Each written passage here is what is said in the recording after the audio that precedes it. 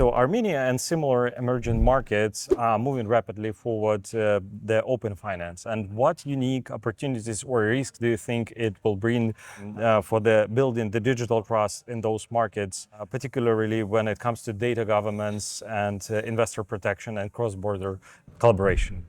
Thank you for the invitation. So Armenia, like other emerging markets, is moving toward open finance. Yeah. That includes tremendous opportunities, but also it has great risks similar to the opportunities that can somehow influence the process of building a digital trust, which is the cornerstone for the sustainable digital transformation. The opportunities are obvious, like it can build an ecosystem which will redesign the financial system to meet the customer needs very closely. On the other hand, it also gives an opportunity to have that interoperability between the banks, fintech, government, which also will make the financial system more inclusive, sustainable, and more efficient. But actually, this is not only about technical change. That's also changing of mindset, changing of the approach, and it should be a harmonized approach for all players of the market. That's government, that's regulator, that's banks, innovators, fintech, etc. Yeah, that's definitely true. And I'm always saying that the changes are not starting with the technology. It's more the perception, how the key players are understanding the change and how they adopting it. So it's really well said. What structural or mindset barriers do you still see when banks attempt to evolve the product-centric or investor-centric digital models? You see, Armenia, as I said, as one of the emerging markets, has all that legacy of product-centric financial approaches and models. And there are a lot of reasons for that, because the systems, the banks were founded decades ago, and it has legacy of old Soviet system. Even the structure of the banks are based on the products like loan departments, silos of the communication, onboarding, sending notifications, etc. It definitely is very different from the customer-centric or investor-centric approach.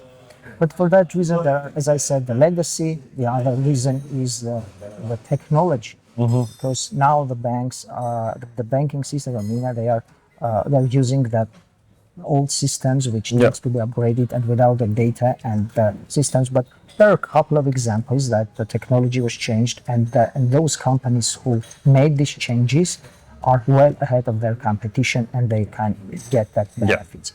That's also another thing, is the institutional mindset that needs to be changed. There are a lot of obstacles for that, but definitely the customers, they demand of the changing the approach to them, changing the communication with them, and how to design the product. Also, I can't just think about the obstacles without mentioning about low financial literacy. That's one of the barriers. Even sometimes the customers themselves don't realize that there is such a product, that there is such method of getting served. Or actually you can enhance your knowledge, because usually the issue with the education, if you know that you have to learn something, you're already learning. So acknowledging that the problem exists may be the first step here. So thank you. And I'm from Ukraine, and it feels pretty similar, because the evolution of the banks came through the same path, because usually the banks were literally in the boundaries were set by the technology that they already used, and the organizational structure or cultural structure that they have as an institution. So which was limiting, but nowadays we see the trends that is changing to provide more customer-centric experience and applications. How do you believe the role of the financial leaders is evolving in age of AI and digital transformation? What capabilities will define the next generation of banking executives? That's very interesting questions. Actually, I call the leaders, financial leaders who are in charge of the AI and digital transformation, I call them missioners. Their mission is to build a culture within the organization. Their mission is to become a bridge between people, technology, and business. Yeah, that's true. And usually, I mean, the change of the AI and transformation changed a lot also the power centers within the banking institutions. It's that the power centers are moving towards the data-driven transformation and the digital-driven teams.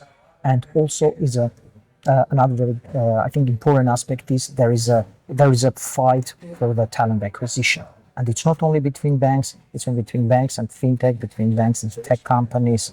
So the role of the leader is really important here, and their main job is to create culture, to create that atmosphere of change and the need of change. Yeah, that's definitely the mission of the leadership, to acknowledge and facilitate the changes.